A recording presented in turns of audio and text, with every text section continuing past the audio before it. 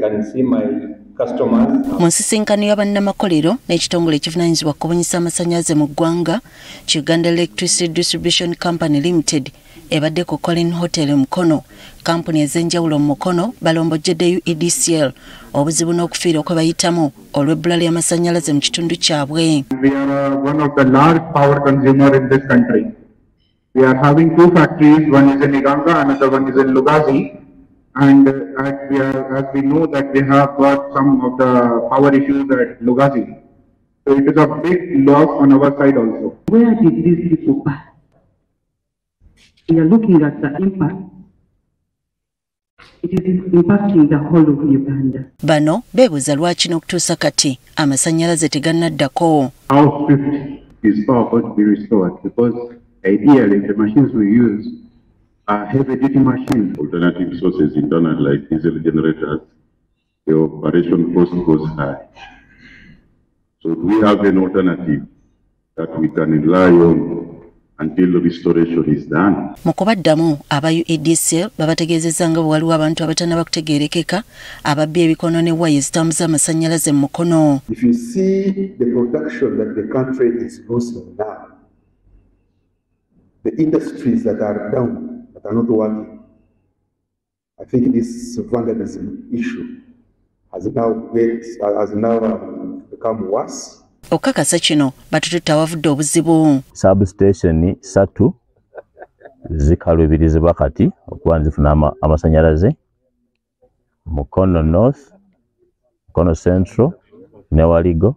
Batubulidde bungi bw'amasannyalaze kyagaweebwa mu Mukono nga mu kiseera kino tebakyasobola olw'enjega eno. Nga zonna ziba zitaaga amasannyalaze agatakka wansi wa MVA megavolts 157 okusobola okuwa bakasitoma amasannyalaze twetaaga. Ekitundu kino buli mwezi tutunda milioni 16.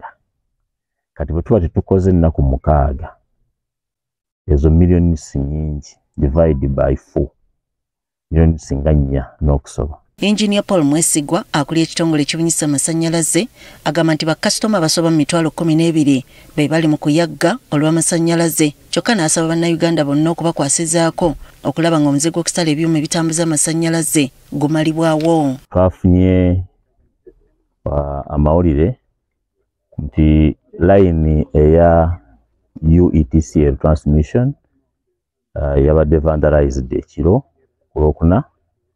Era ekyo nga ffe aba UEDCL kitukosa nnyo nti bakasitoma baffe abasukka emitwalo 12,800 ab'omu kitundu ky'Emukono ne ebitundu ebirinaanyeewo bali affected. Agamba tiwaliwo amasannyalaze amatonotono ge basobodde okufuna kyokka tegasobola kutambuza byuma bizito, kale n'abasobola okuba bagumiikiriza. Tusobola kufuna megavolts 15 zokka.